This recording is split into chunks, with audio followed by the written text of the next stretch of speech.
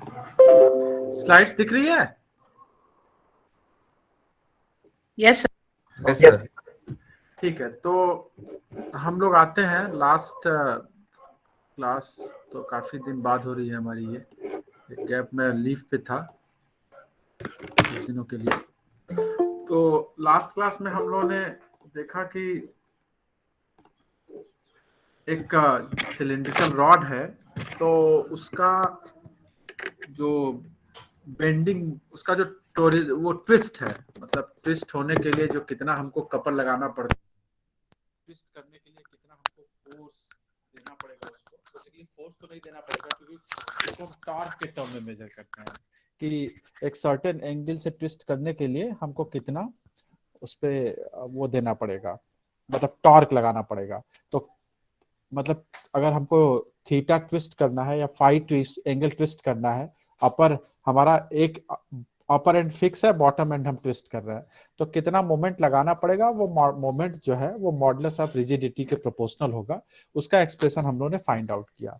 तो बेसिकली वो जो हमारा मेथड है, वो चूंकि हमारा जो बेंडिंग मोमेंट है या जो टॉर्क लगा रहे हैं वो एक थीटा एंगल दे रहा है, उसमें ट्विस्ट दे रहा है, और that is proportional to your modulus of rigidity, if you remember the expression, this one. ठीक है, तो यहां से अगर हम torque which is R cross F, अगर हम इसको मेजर कर लें, ठीक है, और सॉरी एक्सप्रेशन हमारा ये, हाँ, अगर हम यहां से हम अपना जो ये एक्सप्रेशन कहाँ गया, दिस वन, अगर टॉर्क मेजर कर लें आर क्रॉस एफ और फाई मेजर कर लें, कितना टॉर्क लगाने पे कितना ट्विस्ट हुआ, तो हम अपना मॉडुलस ऑफ रिजिडिटी कैलकुलेट कर सकते हैं। तो किसी भी मटेरियल का मॉडुलस ऑफ रिजिडिटी हम इस जो टेक्निक है इससे हम कैलकुलेट कर सकते हैं, जो अभी तक हम लोगों ने लास्ट क्लास में डिस्कस किया था। अब हम आते हैं कि मॉडुलस ऑफ, अगर यंग मॉडुलस कैलकुलेट करना हो, ठीक है, तो उसके लिए क्या करेंगे, तो उसके लिए हमको एक बीम की जरूरत पड़ती है। बीम मतलब हम सिंपली जानते हैं कि आप लोग बीम वर्ड से फेमिलियर होंगे कि जिसका लेंथ बहुत ज्यादा हो उसकी चौड़ाई और मोटाई, ठीक है, बहुत कम हो, राइट, तो उसको हम बोलते हैं बीम। ठीक है, अब बीम जो है बेसिकली हमारा एक स्ट्रेट होता है, स्ट्रेट लाइन, ठीक है, लेकिन अगर बीम को बेंड करना है सपोज, ठीक है, तो बीम को बेंड करने के लिए हमें क्या करना पड़ेगा, तो हमको यहां से भी एक मतलब फोर्स लगाना पड़ेगा और दूसरे साइड से भी फोर्स लगाना पड़ेगा। जैसे एक रॉड को हम लोग मोड़ते हैं, उसको हम बोलते हैं बेंडिंग ऑफ बीम। ठीक है, वॉइस क्लियर है? Yes sir. ओके, तो बेंडिंग ऑफ बीम का मतलब आप समझ रहे हैं कि हम बेसिकली दोनों साइड से एक फोर्स लगा के, मतलब यहां से भी और यहां से भी उसको एक सर्टेन डायरेक्शन में बेंड करना है। अब दो तीन चीजें हैं, ठीक है, चूंकि फोर्स हम दोनों साइड से लगाते हैं, ठीक है, तो यहाँ पे भी मतलब उसका एक, अब अगर इसमें हम देखें बीम में, तो अगर हम अपर लेयर को देखें, मतलब जो अपर लेंथ है, ठीक है, तो अगर हम बीम को जब बेंड करते हैं इस तरह से, तो अपर लेंथ हमारी क्या होती है, अगर अपर लेंथ हम देखेंगे तो क्या होगा, विल इट इंक्रीज और डिक्रीज? अगर इंक्रीज। वेरी गुड, अपर वाला सरफेस इंक्रीज करेगा। What about lower surface? Decrease. Decrease. तो हमारा जो अपर सरफेस है वो इंक्रीज कर रहा है, लोअर सरफेस जो है वो अपने नेचुरल लेंथ से कम हो रहा है, ठीक है, और जो ऊपर का लेयर है वो अपने नेचुरल लेंथ से बढ़ जा रहा है। तो उसके बीच में कोई एक लेयर आएगी जो कि ना तो बढ़ी रहेगी ना तो घटी रहेगी, क्योंकि हम देखें तो ऊपर से नीचे की तरफ जब हम जा रहे हैं, तो एक ऊपर जा रहा है तो उसकी नेचुरल लेंथ से बढ़ रही है उसकी लेंथ, और नीचे जा रहा है तो उसकी नेचुरल लेंथ से उसकी लेंथ घट रही है। तो इसका मतलब बीच में कोई ऐसी लेयर होगी जिसका लेंथ ना तो नेचुरल लेंथ से बड़ा होगा ना तो नेचुरल लेंथ से कम होगा। Are you convinced? Yes sir. हाँ, तो उस लेयर को जैसे हमने जो डॉटेड लाइन से दिखाया है, तो उसी लेयर को हम बोलते हैं न्यूट्रल लेयर या न्यूट्रल सरफेस। ठीक है, मतलब उसकी लेंथ पे कोई बहुत फर्क नहीं पड़ेगा।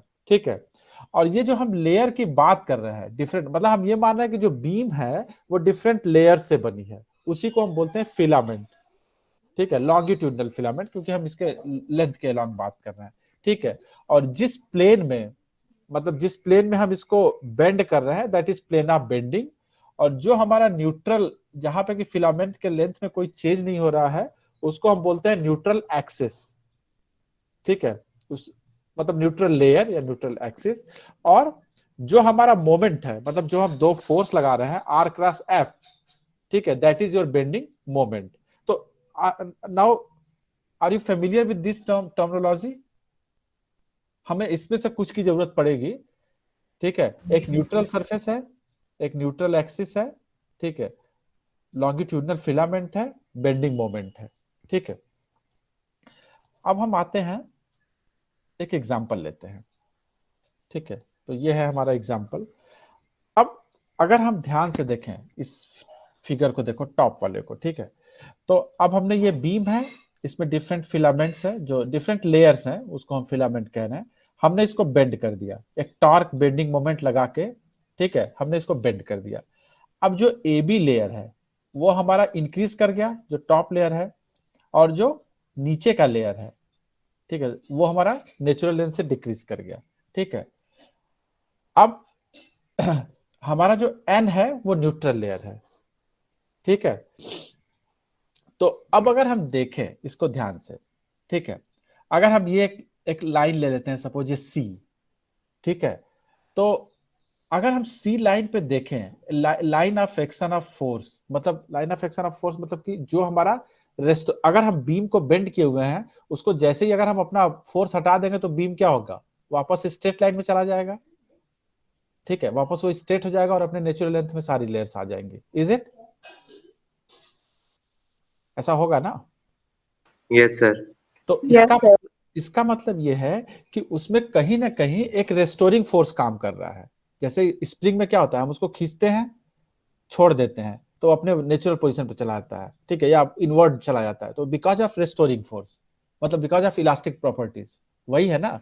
तो यहाँ पे भी अगर हम इस तरह से अगर सी ले देख लें, तो बेसिकली बीम का जो सेंटर ऑफ मास होगा वो कहीं इधर होगा, बिल्कुल मिडिल पे। लेकिन अगर हम मिडिल से राइट साइड लें, तो अगर हम रेस्टोरिंग फोर्स की बात करें, इलास्टिक फोर्स जो इनवर्ड, मतलब वो लगाएगा अपने राइट साइड वाले पे, तो ये क्या करेगा, इस तरफ लगाएगा, तभी तो वो उसको बेसिकली क्या है, अपर सरफेस में वो चाहेगा कि वो अपनी ओरिजिनल लेंथ ले ले। तो ओरिजिनल लेंथ लेने के लिए क्या करेगा, वो जो इधर के जो भी है उनको वो वापस इनवर्ड डायरेक्शन में लेगा, ठीक है। और जो लोअर सरफेस है, ठीक है, वो क्या करेगा, वो मतलब उसको नेचुरल लेंथ में आने के लिए वो अपने मॉलिक्यूल्स है या जो एटम्स है या जो भी मटेरियल है उसको बाहर की तरफ फोर्स करेगा, तब तो वो अपने छोटे लेंथ से बड़े पे पहुंचेगा। जैसे स्प्रिंग को अगर हम कंप्रेस कर दें तो वो बाहर की तरफ पुश करता है ताकि वो अपने नेचुरल लेंथ पे आए। तो ऐसे ही ये जो लेंथ है, अब चूंकि ये छोटी है तो ये बाहर की तरफ फोर्स करेगी कि तो जो इन मतलब जो इंट्रिंसिक फोर्स है, इलास्टिक उसकी जो प्रॉपर्टीज की वजह से जो फोर्स लग रहा है वो इस तरह से लगेगा, ठीक है, ये डायरेक्शन है। अब न्यूट्रल लेंथ पे कोई फोर्स नहीं लगेगा, क्योंकि न्यूट्रल लेयर के लेंथ में कोई चेंज नहीं है, तो उस पर कोई फोर्स नहीं लगेगा। अब ये जो एरो का लेंथ है, ठीक है, एरो तो डायरेक्शन जो है वो फोर्स का डायरेक्शन बता रहा है, जो लेंथ है एरो की वो मैग्नीट्यूड बता रहा है फोर्स का। मतलब जो लेयर हमारी ज्यादा एक्सटेंड होगी, जैसे कि न्यूट्रल लेयर से जो दूर है लेयर, टॉप लेयर, उसकी लेंथ में ज्यादा चेंज आएगा, और जो न्यूट्रल लेयर के पास है बिल्कुल, उसकी लेंथ में कम चेंज आएगा। तो जो फोर्स लगेगा, मतलब जो इलास्टिक फोर्स लगेगा, वो जो टॉप लेयर होगी उस पर सबसे ज्यादा लगेगा, उससे कम उसके नीचे वाले लेयर पे लगेगा, और धीरे धीरे वो घटता जाएगा और न्यूट्रल लेयर तक आते आते जीरो हो जाएगा। उसके बाद उसके न्यूट्रल लेयर के नीचे जाएंगे तो फोर्स का डायरेक्शन अपोजिट हो जाएगा, क्योंकि लेंथ हमारी उस समय छोटी है। Is it clear? एक बार और बता दिए। नहीं, मतलब मेरा जो कहना है वो ये है कि जैसे किसी भी अगर हम इलास्टिक मटेरियल को अगर हम खींच देते हैं, मान लो एक रबड़ लिया, तुमने खींच दिया, तो इसका रबड़ तो मतलब जो हमारा मटेरियल है, इलास्टिक मटेरियल, वो अपने मॉलिक्यूल्स पे या अपने जो भी मटेरियल है उस पे इनवर्ड फोर्स लगाता है ना, तभी तो हम जैसे ही अपना फोर्स हटा देते हैं वो वापस अपने पोजीशन में चला जाता है। Sir is it clear? ठीक है सर। तो हाँ, तो जैसे ही ऊपर का लेंथ, हेलो कोई कुछ कह रहा है? हाँ sir, sorry to interrupt you sir, कुछ हाँ, सर क्लासमेट्स आ नहीं पा रहे। Okay sorry. तो हमने सबको एडमिट कर दिया, ठीक है। अब बीच बीच में मैं चेक कर लूंगा, ठीक है, वो गूगल मीट ये ट्रबल होता है। तो जो हमारा यही कहना है कि जो लेंथ इंक्रीज कर जा रही है, ठीक है, तो जब लेंथ इंक्रीज कर जा रही है तो वो भी क्या कर रहा है, मतलब इसका जो सेंटर ऑफ मास होगा वो कहीं यहाँ पे आएगा मिडिल पे, तो वो अपने मॉलिक्यूल्स को, अगर हम इस लाइन की एक लाइन ले लें जिसके अबाउट फोर्स की बात कर रहे हैं, तो ये अंदर की तरफ लग रहा है, ठीक है, क्योंकि हमारी लेंथ बढ़ गई है तो वो अंदर की तरफ खींच रहा है। और जो लोअर है बॉटम लेयर, उसमें हमारा क्या हो रहा है, लेंथ छोटी हो रही है तो वो बाहर की तरफ ढकेल रहा है। तो इस तरह से दो फोर्स एक्ट कर रहे हैं। तो अगर अब हम सी लाइन के अलॉन्ग देखें तो एक फोर्स ऐसे लग रहा है, दूसरा फोर्स ऐसे लग रहा है, दो फोर्स एक ही साथ काम कर रहे हैं, ठीक है। तो तुम लोग को याद होगा कि जो डाइपोल में हम लोग बात करते थे,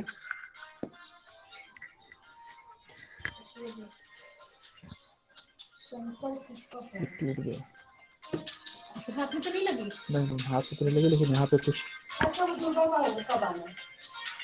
बना कर रखा है।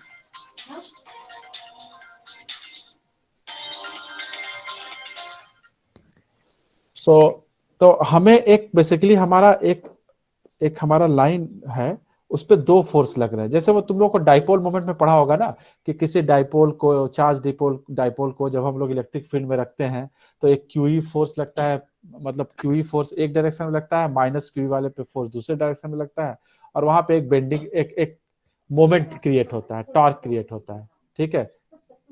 तो उसी तरह का कुछ यहाँ पे सीन क्रिएट हो रहा है। एक फोर्स इधर,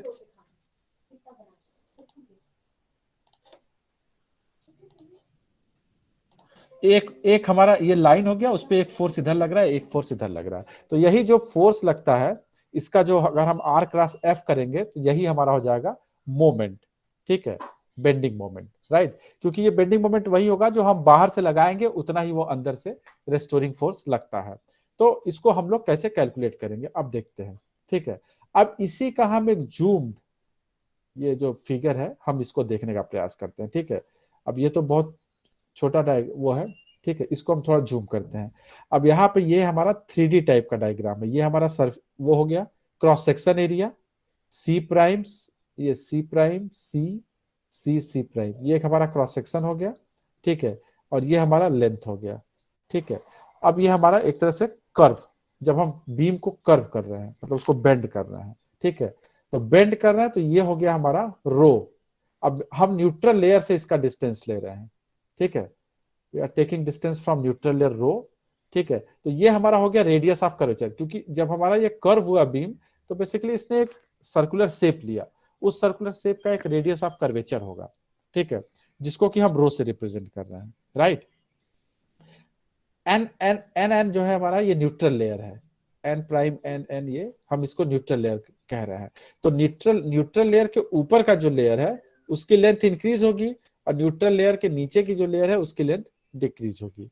ये फोर्स का डायरेक्शन जो हमारा सी है, ये सी जो है, ये यहाँ पे फोर्स का डायरेक्शन यहाँ पे हम लोगों ने इस तरह से दिखा दिया है, ठीक है, कि वो कैसे फोर्स हमारा इंक्रीज और डिक्रीज कर रहा है डिफरेंट उसमें लेयर्स में। ये ऊपर जाते हुए फोर्स बढ़ रहा है, नीचे जाते हुए घट रहा है, ठीक है। तो अब हम आते हैं, अब ये चेक करते हैं कि कितना हमारा न्यूट्रल लेयर से। तो अब न्यूट्रल लेयर हमारा है ये एन, ठीक है, और ये हमारा है टॉप लेयर, और ये हमारा है बॉटम लेयर। तो अगर हम ये देखें, मतलब टॉप लेयर देखें पी क्यू, ठीक है, तो पी क्यू हमारा, सपोज हमारा ये न्यूट्रल लेयर से जेड हाइट पे है एक लेयर पी क्यू, ठीक है। तो हमारा क्या होगा, रो प्लस जेड, ठीक है, इंटू फाइव, बेसिकली यही हो गया ना, arc radius into theta is equal to arc. तो पी क्यू हमारा आर्क हो गया, फाई हमारा एंगल हो गया, और रेडियस क्या हो गया, न्यूट्रल लेयर से रो डिस्टेंस पे है, और जो लेयर है वो न्यूट्रल लेयर से जेड डिस्टेंस पे है। तो टोटल जो रेडियस हो गया वो रो प्लस जेड हो गया, तो rho plus Z is phi, ठीक है। एन प्राइम न्यूट्रल लेयर है, तो N prime is directly rho into phi, ठीक है। अब हम यहाँ पे एक चीज का ध्यान देंगे कि यहां से यहां तक जाने में जो लेंथ में चेंज हुआ, मतलब न्यूट्रल लेयर से जो टॉप लेयर है उसकी लेंथ में कितना, या जेड डिस्टेंस ऊपर जाने पे उसके लेंथ में कितना चेंज हुआ। तो हमारा लेंथ था पी क्यू, और जो एक्चुअल लेंथ थी वो थी एन, तो पी क्यू माइनस एन कर देंगे तो हमारा चेंज इन लेंथ निकल आएगा। तो P Q minus N is actually rho plus Z five minus rho phi. तो रो फाइव कैंसिल हो जाएगा, Z phi is your change in length, ठीक है। मतलब जो हमारा ये लेयर था पी क्यू लेयर, वो अपने नॉर्मल वैल्यू से जेड फाइव टाइम्स उसमें एक्सटेंशन हुआ या उसकी लेंथ इंक्रीज हुई। तो व्हाट इज द स्ट्रेन? तो स्ट्रेन क्या होगा? इसकी लेंथ बिफोर बेंडिंग, इसकी लेंथ क्या थी? जो न्यूट्रल लेयर की लेंथ है, तो न्यूट्रल लेयर की लेंथ क्या है? Z five. ठीक है, इसकी लेंथ में चेंज कितना हुआ? सॉरी, न्यूट्रल लेयर है रो फाइव। ठीक है, न्यूट्रल लेयर की लेंथ, और चेंज इन लेंथ हुआ जेड फाइव। तो स्ट्रेन कितना क्रिएट हुआ? Change in length Z five minus divided by actual length. तो Z five by rho five is equal to Z by rho. तो Z by rho is nothing but your strain in PQ layer, which is Z height from the neutral layer. So this is the strain. Okay. Now, अब हम आते हैं, अब हमको longitudinal stress strain मिल गया। अब हम लॉन्गिट्यूड, अगर हम क्रॉस सेक्शनल स्ट्रेस निकाल लें तो हमको यंग मॉडुलस मिल जाएगा, क्योंकि यंग मॉडुलस क्या है? Strain by longitudinal stress by longitudinal strain. तो यंग मॉडुलस हमारा क्या हो जाएगा? सपोज F फोर्स हमारा एक्ट कर रहा है क्रॉस सेक्शन पे, जो फिलामेंट है हमारा, ठीक है, जिस फिलामेंट की हम बात कर रहे हैं PQ, क्योंकि अभी हम सिर्फ ये PQ लेयर की बात कर रहे हैं। ठीक है, तो PQ लेयर का जो हमारा फोर्स लग रहा है, suppose that is F per unit area. Suppose area हमारा क्रॉस सेक्शन है, तो F बाई ए हो गया हमारा स्ट्रेस, और स्ट्रेन हो गया Z by row. So this is your young modulus. Okay, now यहां से हम F की वैल्यू निकालेंगे तो क्या होगा? YA by rho into Z. ठीक है, अब जेड क्या है? जेड हमारा है न्यूट्रल लेयर से जो ऊपर जो लेयर है उसकी लेंथ, डिस्टेंस। ठीक है, A cross section area, rho radius of curvature, Y Young modulus. Okay, now अब अगर हम मोमेंट की बात करें, ये तो हमारा फोर्स हो गया जो लग रहा है क्रॉस सेक्शन पे, लेकिन मोमेंट क्या होगा? मोमेंट मतलब टॉर्क। टॉर्क क्या होता है? डिस्टेंस मल्टीप्लाइड बाई, तो हमारा जेड क्रॉस एफ, ये एफ है और ये परपेंडिकुलर डिस्टेंस जेड, तो Z into F is your torque. तो F Z is your basically torque. This comes out to be Y A by rho Z square. ठीक है, तो ये हमारा हो गया मोमेंट। ठीक है, द मोमेंट या which is required to bend the beam. ठीक है, ये हमारा एक्सप्रेशन हो गया।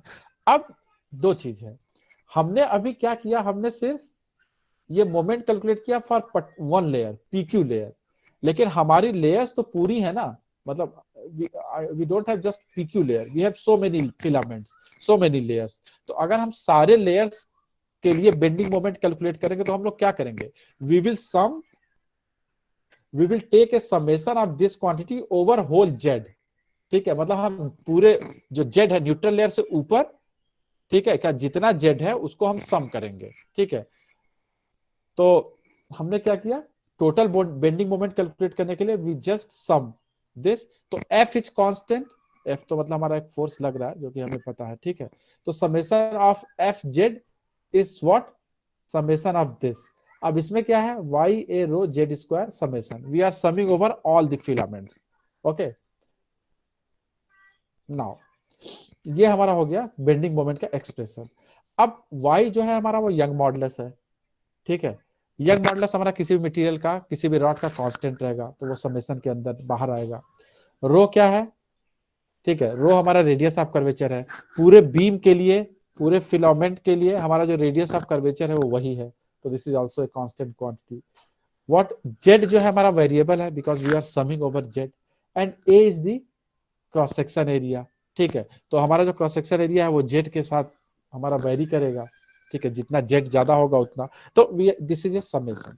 ठीक है, अब एक चीज यहाँ पे ध्यान देने वाली है, वो ये है कि जो ए जेड स्क्वायर है, summation over A Z square.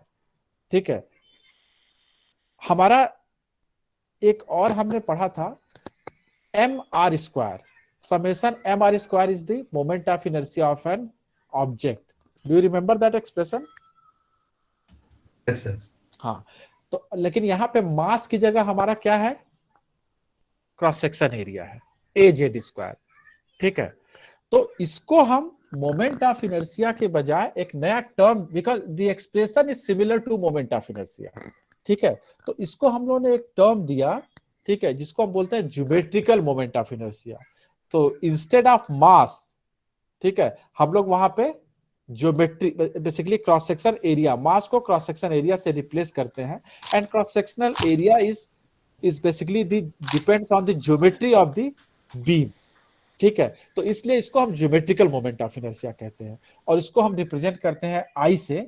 तो हमारा जो ये एक्सप्रेशन होगा, इसको हम क्या करेंगे, समेशन ए जेड स्क्वायर को अगर आई से रिप्लेस कर देंगे तो हमारा बेंडिंग मोमेंट हो जाएगा यंग मॉडुलस आई रो। ठीक है, जहां पे कि आई हमारा ज्योमेट्रिकल मोमेंट ऑफ इनर्शिया है, that is given by summation A Z square.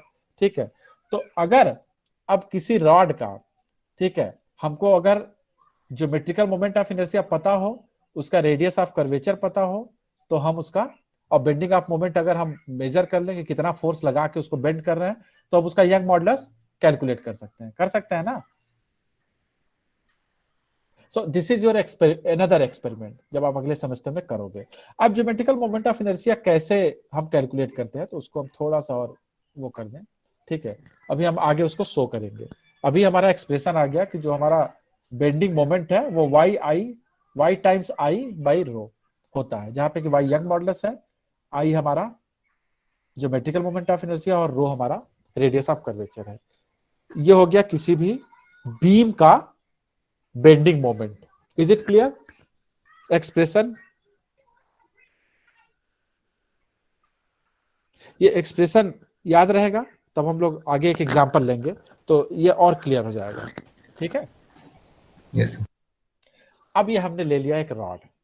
ठीक है, सपोज एक हमने रॉड ले लिया। ठीक है, और इसको कैंटिलीवर बोलते हैं because one and is fix. मतलब ये जैसे एक रॉड है, सिंपली एक रॉड है जिसको एक दीवार में फिक्स कर दिया एक साइड से, और दूसरे साइड से एक वेट लगा रहा है। ठीक है, तो वो बेंड होगा, मतलब जो रॉड में फिक्स है उधर वहां वो तो फिक्स रहेगा, अगर हम यहाँ पे एक वेट देंगे तो ये हमारा बेंड हो जाएगा इस साइड से। ठीक है भाई, जैसे कोई चीज हैंग कर दे, अगर हम किसी रॉड में एक साइड से फिक्स हो तो वो जिस साइड हैंग करते हैं वो बेंड हो जाता है। सपोज हम अगर डब्ल्यू वेट दे रहे हैं और जो रॉड की लेंथ है वो सपोज एल है। ठीक है, तो अब इसमें सपोज हमारा ये सी है, अगर हम उसको ले लें कि उसका सेंटर एक, मतलब एक सी एक हम पॉइंट ले लेते हैं। ठीक है, कोई भी एक अभी के लिए। ठीक है, तो अब अगर हम देख रहे हैं कि जो सी की पोजीशन है वो बेंडिंग के पहले ये है और बेंडिंग के बाद ये है, मतलब जो सी था वो बेंड, मतलब उसके जो डिफरेंस है वो वाई, मतलब वो अपने एक्चुअल पोजीशन से वाई लेंथ नीचे चला गया। ठीक है, सी जो है वो हमारे जो वॉल है या जो फिक्स्ड पॉइंट है उससे एक्स डिस्टेंस पे है। ठीक है, अब तो ये डिस्टेंस हो गई एक्स, और चूंकि रॉड की लेंथ है एल, तो जो बची हुई डिस्टेंस थी वो हो गई L minus x. Is it clear? Yes sir.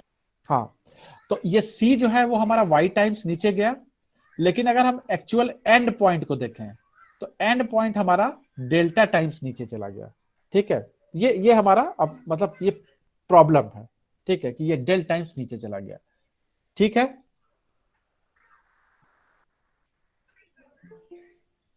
Okay, मतलब ये प्रॉब्लम में हमने इतनी चीजों को डिफाइन किया, y, x, L and delta.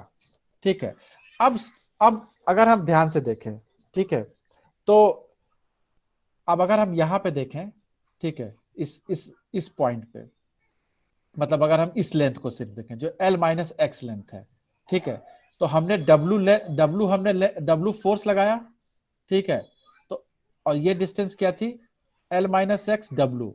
तो हमारा कितना हमने टॉर्क दिया इसको बेंड होने के लिए, अगर हम सिर्फ इस यहां से यहां तक का देखें तो फोर्स टाइम दिस डिस्टेंस, तो this distance is L minus x times W is your bending moment.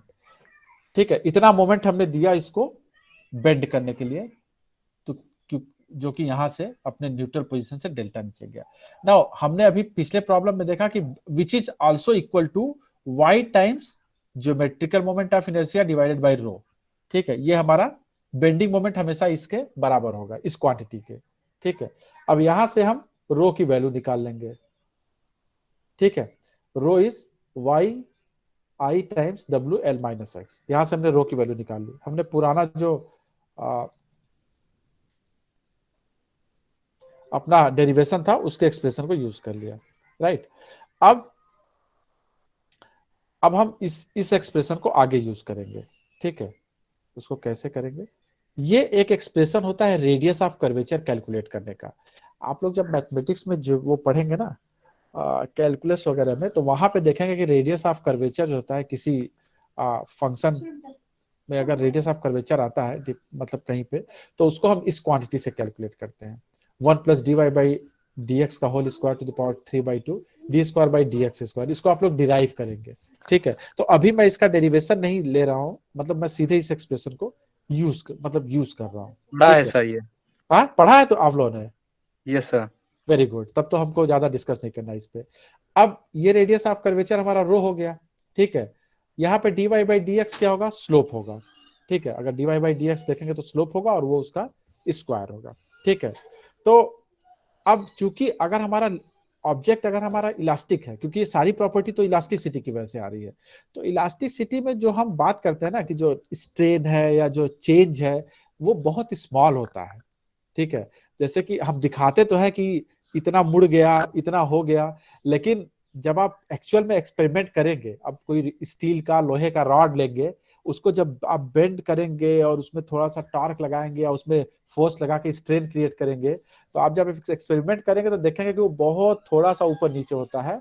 और जब आप एक्सपेरिमेंट करते हैं तो माइक्रोस्कोप लगा के देखते हैं, ठीक है। तो उस केस में dy/dx जो क्वांटिटी होती है that is very very small actually. मतलब जो स्लोप हम बात कर रहे हैं चेंज, मतलब यहाँ पे जो अगर हम dy/x के हिसाब से, मतलब ये हमारा y है चेंज वर्टिकल में और इसमें, तो जो dy/dx जो स्लोप होता है that is very very small during the experiment. तो इसलिए इस क्वांटिटी को हम हटा देते हैं, मान लेते हैं कि वो एक के कंपेरिजन में, सपोज मान लो dy/dx 0.1 है या मतलब 0.01 है या 0.002 है, तो 1 के कंपैरिजन में जब उसका स्क्वायर करेंगे 0.1 का, मतलब 0.1 भी है अगर, तो 0.1 का स्क्वायर करेंगे तो 0.01 हो जाएगा। तो 1.01 का स्क्वायर मतलब 1.01 ले या 1 ले, दैट इज ऑलमोस्ट सिमिलर। तो हम इस क्वांटिटी को इग्नोर करते हैं, और चूंकि d²/dx² चाहे छोटा हो या बड़ा, वो डिनोमिनेटर में है, एडिशन किसी क्वांटिटी के एडिशन में नहीं है, तो हमको इसको रखना पड़ेगा अगर मल्टीप्लीकेशन या उसमें डिवीजन में होगा तो रो की जो वैल्यू होगी वो ये आ जाएगी, रेडियस ऑफ कर्वेचर।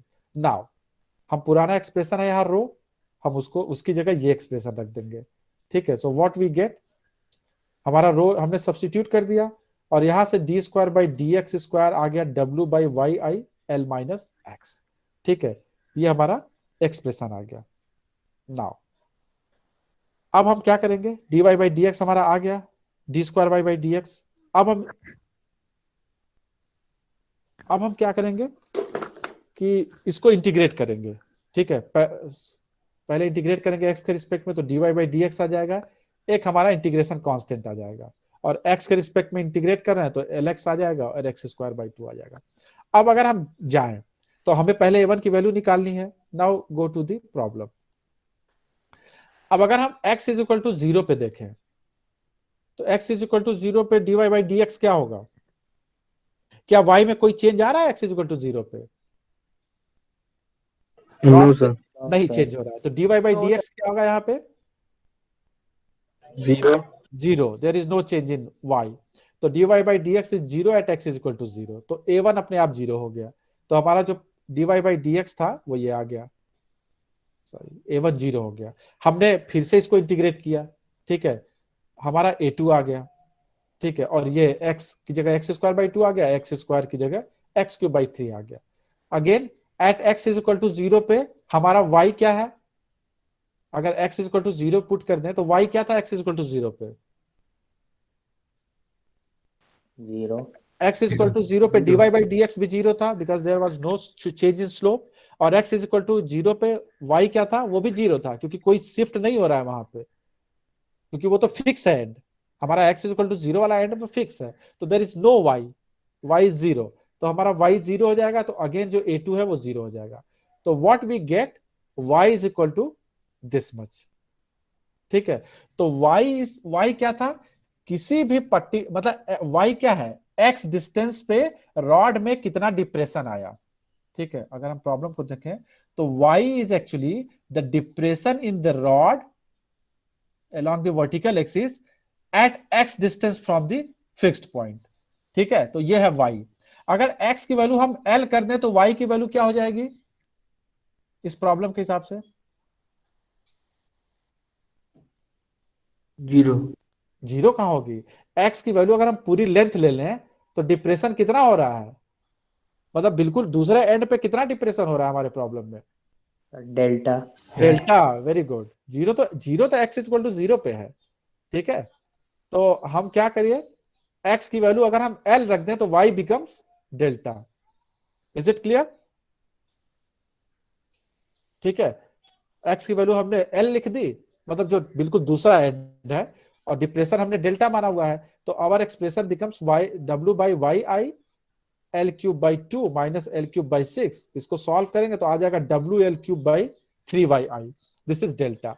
अब अगर हम एक रॉड लें, ठीक है, उसको एक एंड फिक्स कर दें, दूसरा एंड पे हम मान लो 5 kg वेट रख लें, तो 5 किलोग्राम वेट, मतलब हमारा ये आ जाएगा वेट, इसको जी से मल्टीप्लाई कर देंगे।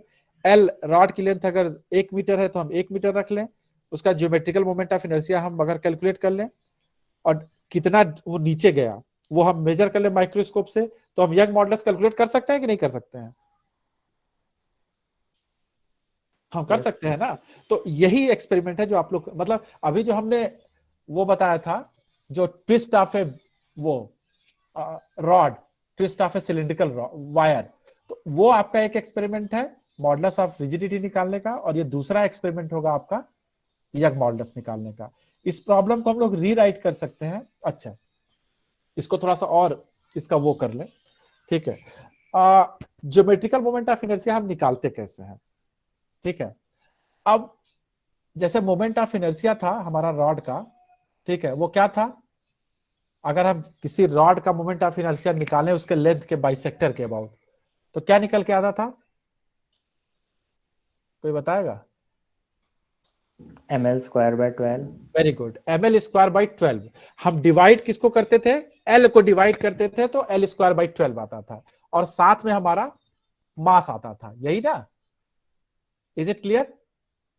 Yes sir. ठीक है। Yes. अब हमारा sir. यहाँ पे जो एक्सप्रेशन है वो है समेशन, क्या है वहां एक्सप्रेशन होता था समेशन एम आर स्क्वायर, यहाँ एक्सप्रेशन है समेशन ए जेड स्क्वायर, ठीक है। तो Yes, sir. हम एम जो हमारा एम एल स्क्वायर बाई 12 था, तो एम की जगह हम क्रॉस सेक्शन एरिया रखेंगे, पहली चीज, ठीक है, ठीक ना। एम क्योंकि हम ज्योमेट्रिकल मोमेंट ऑफ इनर्शिया निकाल रहे हैं, तो एम एम की जगह हमने क्रॉस सेक्शन एरिया रख दिया। अब मान लो कोई रिंग बीम है या कोई रेक्टेंगुलर, सपोज वो है रेक्टेंगुलर रॉड है, उसका लेंथ, अभी लेंथ भूल जाओ, हम चूंकि क्रॉस सेक्शन ए, हम क्रॉस सेक्शन एरिया की बात कर रहे हैं, तो सपोज उसका बी है ब्रेड्थ और डी है थिकनेस, ठीक है। तो हमारा क्रॉस सेक्शन एरिया क्या होगा? बी डी होगा।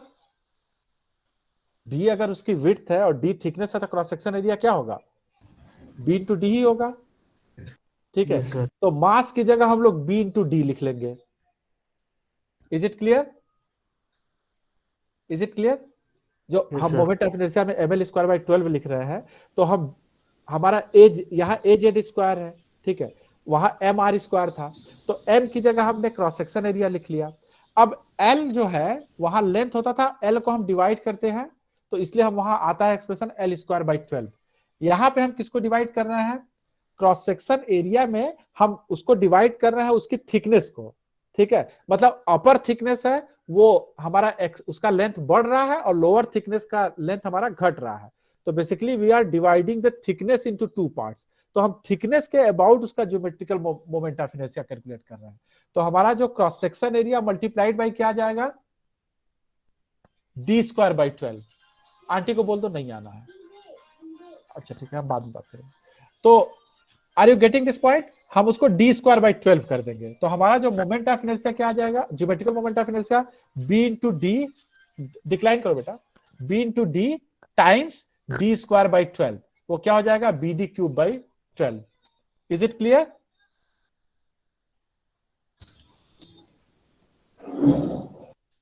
नहीं समझ में आया? यस सर, आ गया। आ गया ना? अच्छा, अगर इसकी जगह सर्कुलर रॉड होगा तो क्या होगा? अब बताओ हमको।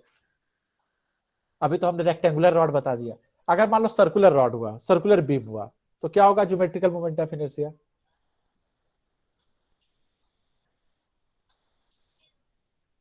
अरे तुरंत से पेन कॉपी लेके बनाओ ना।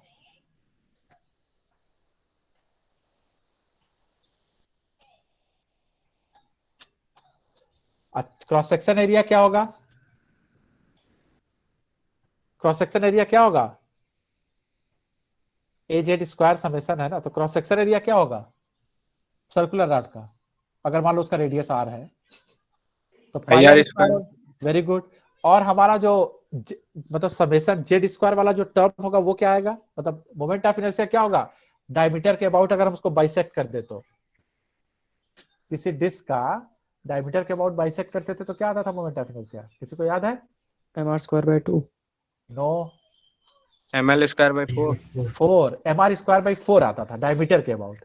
ठीक है, तो क्या हो जाएगा यहाँ पे? m की जगह हम लोग क्रॉस सेक्शन एरिया रखेंगे which is pi are square.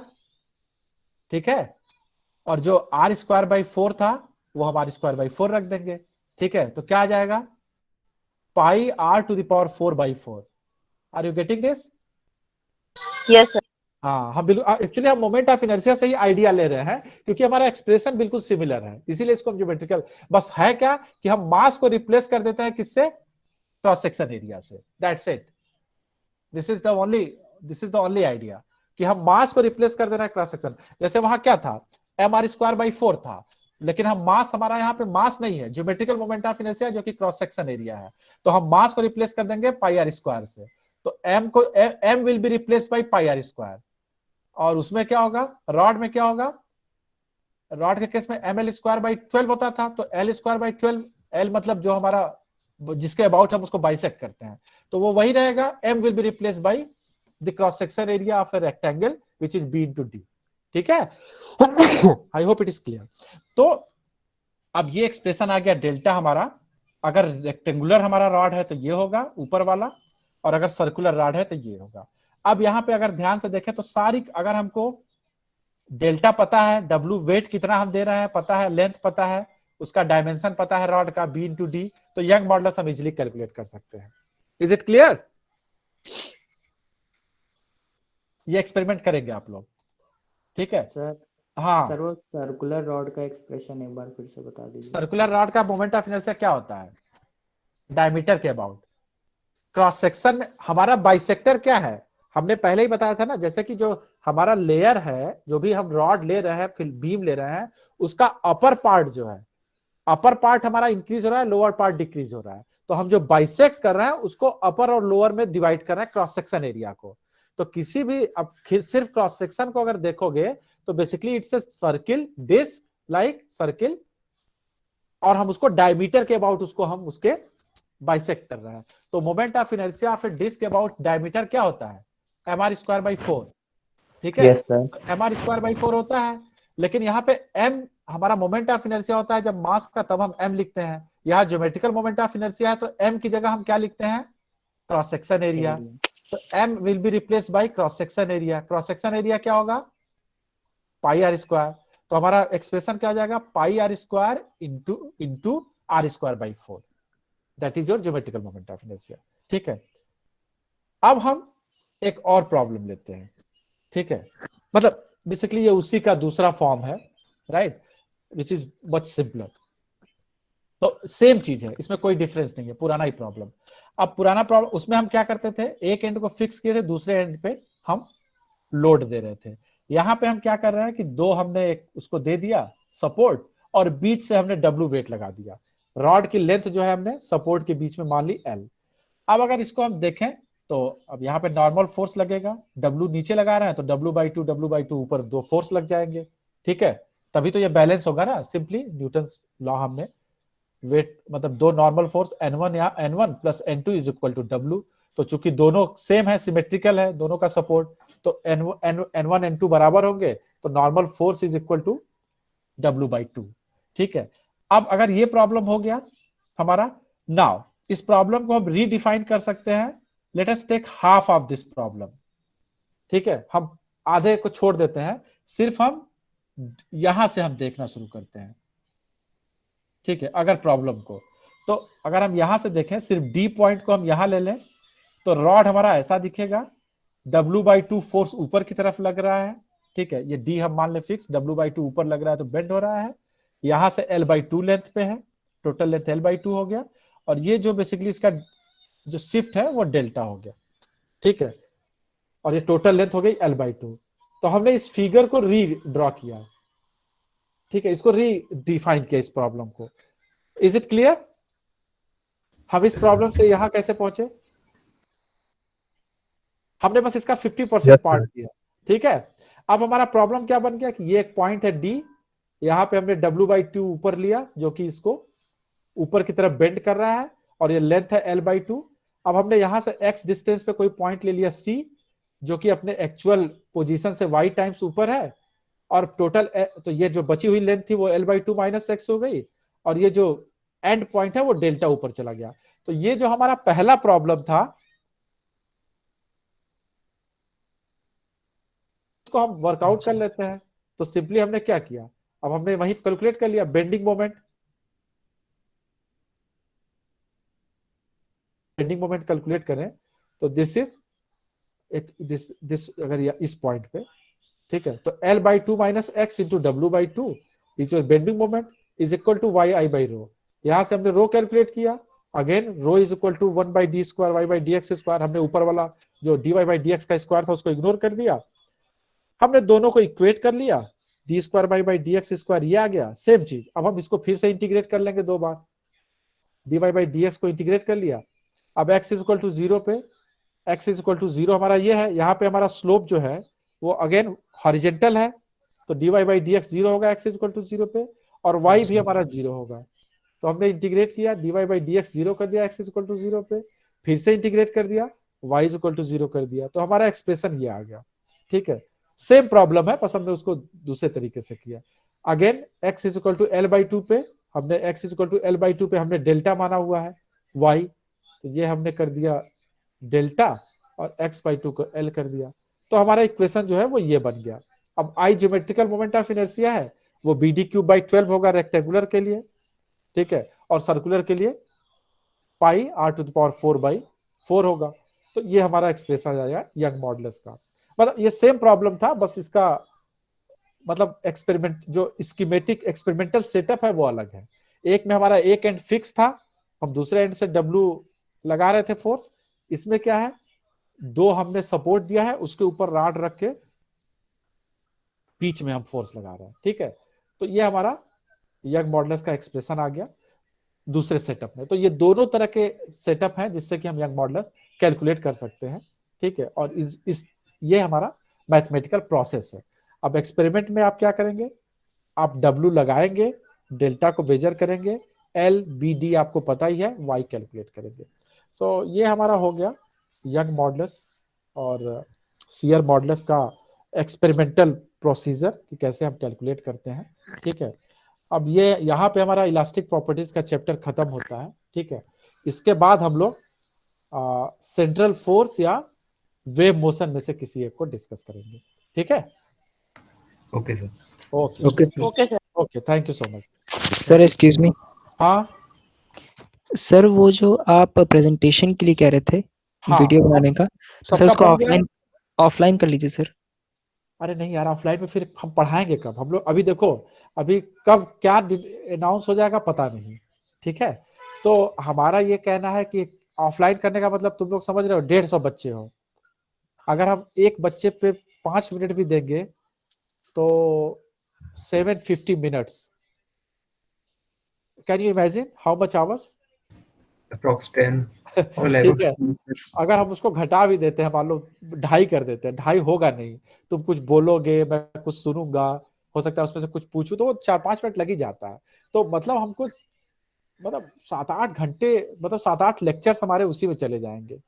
समझ रहे हो कि नहीं ये बात? जी सर। हाँ, तो उससे बचने के लिए मतलब उस टाइम को, क्योंकि कब ये लोग कहेंगे कि कोर्स खत्म हो गया, एग्जाम डिक्लेयर कर देंगे कोविड में, और कि भाई अब एग्जाम शुरू होंगे, नहीं तो फिर से केसेस राइज होंगे। मतलब we don't know this situation, the coming situation.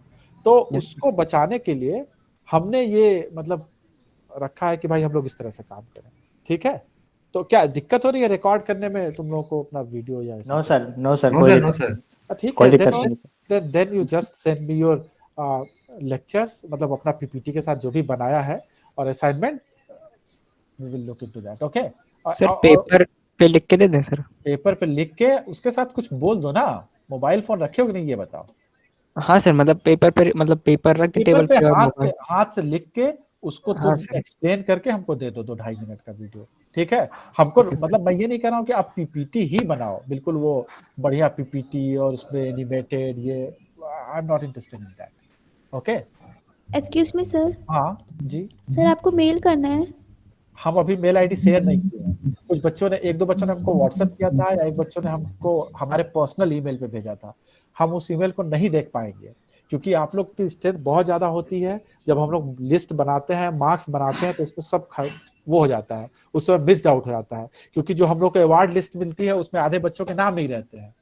तो इसीलिए बच्चे रिजल्ट के बाद बहुत परेशान होते हैं। कुछ बच्चे कहते हैं सर मेरा नंबर चढ़ा नहीं, 0 आ गया। होता क्या है कि जब हम लोग रिजल्ट चढ़ाने जाते हैं तो वहां आप में से कुछ बच्चों का नाम ही नहीं रहता है, तो उसको हमें चढ़ाने का स्कोप ही नहीं रहता हमारे पास कि उसकी एंट्री हम कहाँ करें। तो हम लोग उसको फिर मैन्युअली भेजते हैं। लेकिन अगर जैसे बहुत आप लोग इधर उधर भेज देंगे तो हमको नहीं मिलेगा उस टाइम पे, क्योंकि हम लोग को चीजें बहुत मतलब बहुत क्लियरली देनी पड़ती है ना एग्जाम की चीजें। तो इसलिए हम जब ईमेल आईडी शेयर करेंगे और जब टाइम सेट देंगे उसी टाइम फ्रेम में आप भेज दीजिएगा, क्योंकि आप भी सेमेस्टर 1 के हैं। पता चला कि आप अपने स्लॉट में ना भेज के आप सेमेस्टर 3 वालों के स्लॉट में भेज दिए। जब हम सेमेस्टर 4 का असाइनमेंट मांग रहे हैं उसी में किसी बच्चे का आ गया सेमेस्टर 1 वाले का, तो वहां पे भी हमको दिक्कत होगी। तो आप लोग कोशिश करिए कि जो हम टाइम मतलब जो डेडलाइन और जो रेंज दे रहे हैं टाइम का, उसी में आप ईमेल कर दीजिए। ठीक है। सर एक टॉपिक एक्सप्लेन करना है सर, एक क्वेश्चन सॉल्व करना है? हाँ, क्या चीज ऐसा किसमें? नहीं ऐसा मतलब जो हम लोग बनाएंगे सर वीडियो। वीडियो में आपको क्वेश्चन नहीं सॉल्व करना, कोई भी एक टॉपिक लेके एक्सप्लेन करना है।